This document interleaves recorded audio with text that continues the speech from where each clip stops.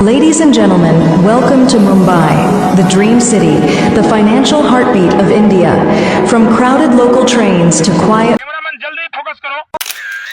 Hello, સ્વાગત છે મારા નવા બ્લોગમાં. તો ગાઈઝ, આજે હું જવાની હતી મુંબઈ, અને મુંબઈ જવાના હતા અમે, એટલે ટ્રેનમાં બેસી ગયા ફટાફટ, અને આ નાટક ચાલુ થઈ ગયા ભાઈ મારા. તો રાતના એટલું અંધારું હતું, અને આ કઈ આગ લાગેલી હતી ડુંગરમાં, તે જોયા કરતી હતી મેં. દાવાનળ બોલે તો. અને પછી અમે પહોંચી ગયા વિરાટ પર. વિરાટ પર પહોંચીને પછી ના એટલા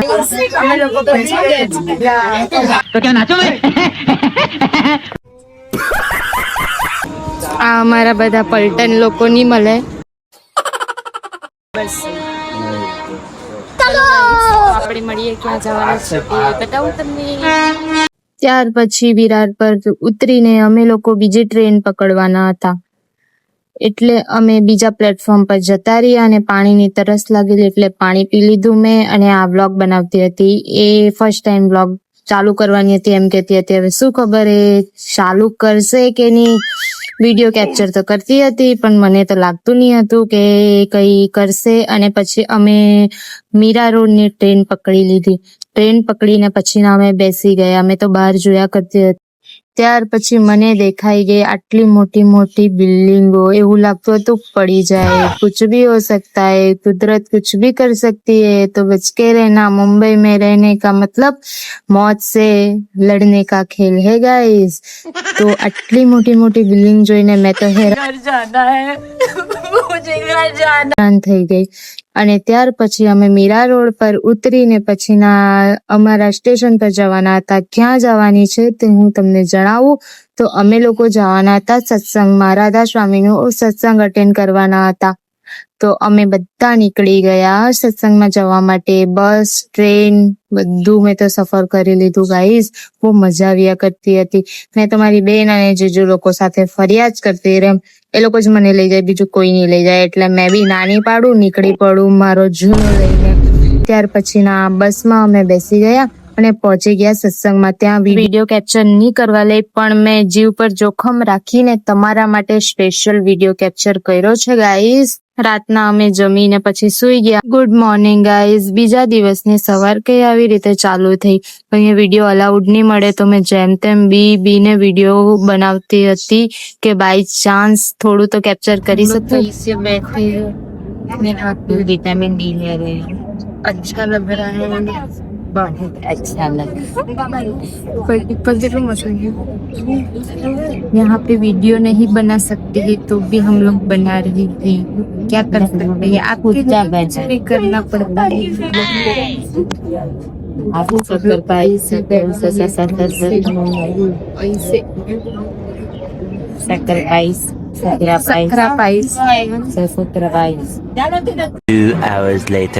બપોરે ત્યાં જમી લીધું, અને ત્યાં છાશ, ફ્રૂટી, બિસ્કિટ, બ્રેડ, બહુ બધું વસ્તુ મળે સસ્તુમાં. એટલે મારા જીજુએ તો ફકીરના જેમ ઝોલામાં બધું ભરીને ચાલતી પકડી. अपनी जेब से फकीर है.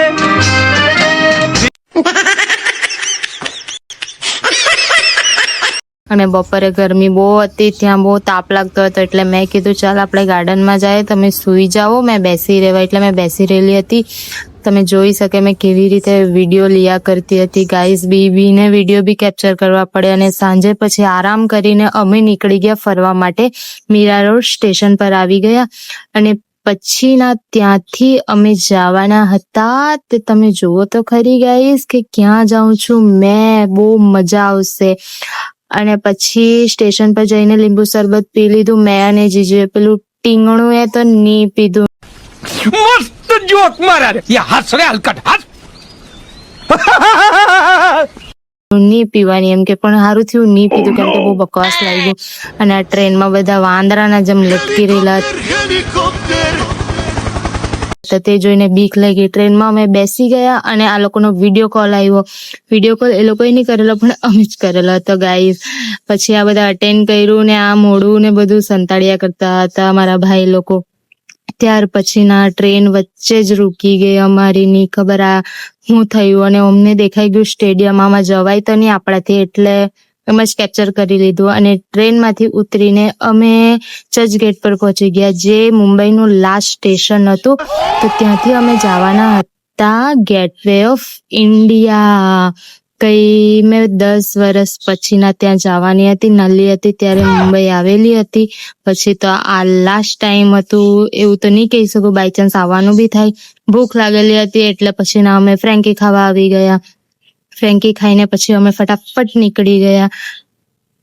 જીજુના પછાડી મેં અને મારી બેન ફર્યા કરતા હતા, કારણ કે અમને તો રસ્તો ખબર નહીં. મારા જીજુને બધું ખબર, એ બહુ ફરેલા છે, એટલા માટે એમના પછાડી એમના પૂંછડીના જેમ દોડિયા જેવા કરતા હતા. જ્યાં લઈ જાય ત્યાં અમે તો અમારો ઝોલો લઈને ચાલ્યા કરતા હતા. પછી એટલું મોટું ઘડિયાળ પાસે પહોંચી ગયા, બોલે તો ચર્ચગેટનું ઘડિયાળ હતું ગાઈસ, બહુ મોટું હતું. તમે જુઓ ગાઈસીસ, તમે જોયેલું રહી ને એટલે તમે જોઈ લો. આ ચર્ચગેટ પાસેના ગાર્ડનમાં સચિન તેંડુલકરે પ્રેક્ટિસ કરેલી એવું કહે છે. જો તમને ખબર હોય તો મને કોમેન્ટમાં પ્લીઝ જણાવજો. અને ત્યાંથી પછીના અમે ફોટા થોડા ઘણા પાડ્યા અને પાછા નીકળી ગયા ઇન્ડિયા ગેટ જવા માટે. જીજુ અમને યાર ચાલીને લઈ જયા કરે, કેટલા પગ દુખે મારા અને મારી બેનના. તો મારી બેન થાકી ગયેલી હતી. કેટલું ફરવાનું નથી જ ખબર, ચાલીને પગ દુખી જવાના અમારે તો. ચાલવી બેન, જલ્દી ચાલવી. तो साला ये दुख का खत्म नहीं होता बे। जीना यहाँ जरा हट के जरा बच के ये है बम्बे मेरी जान। તમારે કઈ કેવું છે મુંબઈ? થાકી ગયા હજી બહુ ચલા ગયા કરે. એટલું બધું બિલાડી જો બહુ ખબર જ નહીં આવી. कहीं ना लागे मन क्या है ये सुनापन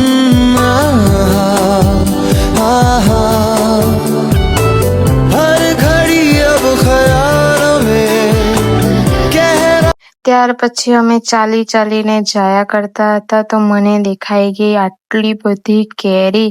અહીંયા વાપીમાં તો કેરી બેસે નહીં, અને ત્યાં જોઈ તો કલર પર આવી ગઈ.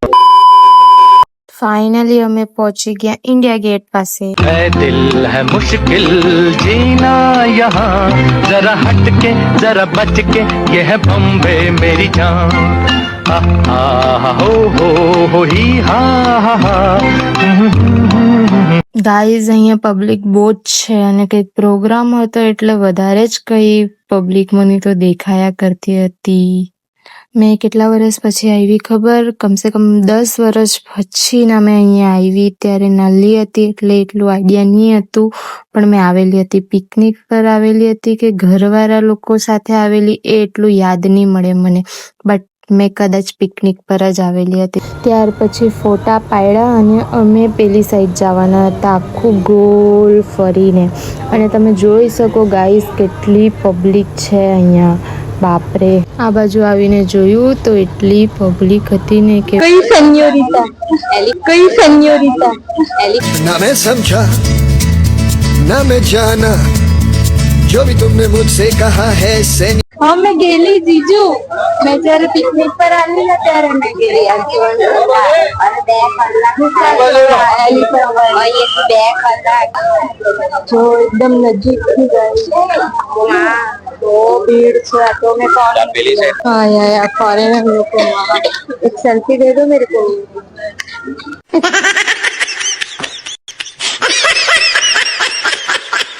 शहर में हूँ मैं तेरे आके मुझे मिल तो ले देना ना तू कुछ मगर आके मेरा दिल तो तू ले जाना शहर में है. ચલો ગાઈસ, તો અમે લોકો ચાલ્યા ઘરે કામ સોરી અમાર સ્ટેશન પર થઈ ગયા.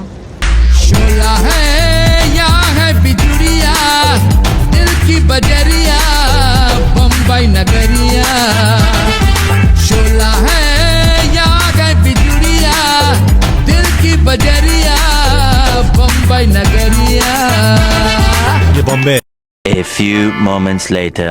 ત્યાર પછી મેં અને મારી બેન એકબીજાનો હાથ પકડીને ત્યાંથી નીકળી ગયા. આખું તાજ હોટલ ફરવાના હતા અમે લોકો, કારણ કે અમે જવાના હતા શોપિંગ પર. એટલે મેં કીધું તું મારો હાથ પકડી લે, કારણ કે તું ખોવાઈ ગઈ તો અમે તને હોધવું કા, એક તો નલ્લું અમથું, એટલે એને બહુ સાચવવા પડે અમારે.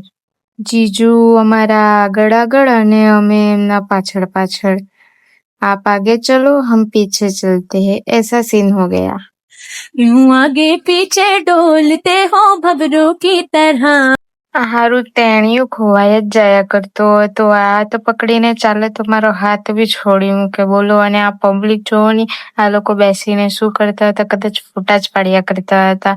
આ સ્કૂલ વાળા હતા કે કોને ખબર કોણ હતું તે, ભાઈ સાહેબ. कहाँ गई अब टेढ़ियों से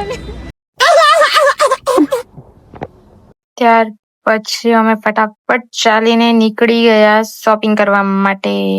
અને ત્યાંનો દરિયો એટલો મસ્ત દેખાયા કરતો હતો ને ગાઈસ, કે વાત નહીં પૂછો. બહુ મસ્ત સીન હતું. આટલા ટાઈમે જ જવાની મજા આવે. પાછળનો હિસ્સો તાજ હોટલનો 26/11 બીજા વ્લોગ બનાવવાની એમ કહીને વ્લોગ બનાવે નહીં ને इनसे ना हो पाएगा. કરવા ભાગી, તમારે ભાગી કઈ લાવવાનું હોય તો કહેજો હો, પણ મેં નહીં લઈ આવા. कैसा लगा मेरा मजाक? ત્યાર પછી અમે લોકો શોપિંગ માટે આવી ગયા. તો એક વસ્તુનો ભાવ પૂછ્યો ગાઈસ, તો તમે સાંભળી લો ને એ કેટલા કહેતો છે તે. क्या प्राइस है अंकल? बोलो. और इसकी प्राइस 450 का है. મેં તો પ્રાઇસ સાંભળીને ત્યાંથી ચાલતી પકડી. જે વસ્તુ આપણા ગુંજન વાપીમાં 200-300 રૂપિયાનું મળે તે વસ્તુ ત્યાં 400-500 રૂપિયાનું મળતું હતું. ભાઈ સાહેબ મને નહીં જોઈએ, મેં એટલા મોંઘા કપડાં પહેરું બી નહીં ને મારાથી પહેરાય બી નહીં. એટલે અમે ખાલી જોતા જોતા ત્યાંથી ફટાફટ નીકળી ગયા. બહુ મોંઘું ભાઈ, નહીં લેવાય. આપણા જેવાનું કામનું નહીં મળે. शहर में हूँ मैं तेरे, आके मुझे मिल तो ले, देना ना तू कुछ मगर, आके मेरा दिल तो तू ले ले जाना शहर में है. 2 hours later. ત્યાંથી ફરીને પછી અમે રસ્તો ક્રોસ કરીને નીકળી ગયા. એટલી ટ્રાફિક હતી કે રસ્તો ક્રોસ કરવાનું બી બીક લાગ્યા કરતી હતી. પછી 3 જણ જેમ તેમ રસ્તો ક્રોસ કર્યો. અને આ તમે જોઈ શકો ગાઈસ કે કેટલી ટ્રાફિક. વાતના વડા કરી કરીને પછી અમે નીકળી ગયા. અંધારું થઈ ગયું ને અમે અહીંયા જ ફર્યા કરીએ હજી તો. દી અને જીજુ પછાડી વાતના વડા કરતા હતા અને મેં મારી ધૂનમાં એકલી જ મશગુલ થઈને એ લોકોની વાત સાંભળ્યા કરતી હતી. એ લોકો મારી બી વાત કરતા હતા કે મીનુ થાય કે નહીં, એમ જીજુ કહેતા હતા. અને મારી બેન થાકી ગયેલી હતી, બટ મેં બી થાકેલી જ હતી. અને ટ્રેનમાં એટલી ભીડ હતી ને બાપરે, તમે જોવો તો ખરી, હારું થયું સીટ મળી ગયેલી. The next day. બીજા દિવસે બપોરે અમે ટ્રેન માટે નીકળી ગયા. અને ત્યાં મને બહુ ભૂખ લાગેલી હતી, કારણ કે સવારનું ખાધેલું. એટલે પછી મેં આ હાર્ટબીટ્સ ખાવા લાગી ગઈ.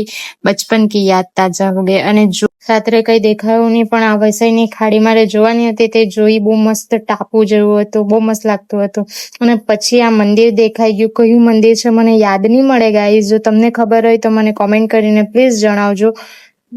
4:30 વાગે એટલે મેં ઘરે આવી ગઈ. મારા ભાઈને કીધું કે લેવા આવજે, તો એ લેવા નહીં આવ્યો તો મારે ચાલીને જવા પડ્યું. કઈ નહીં ગાઈઝ, તો મારા ચેનલને લાઈક છે, સબસ્ક્રાઇબ જરૂરથી કરજો. Bye, take care.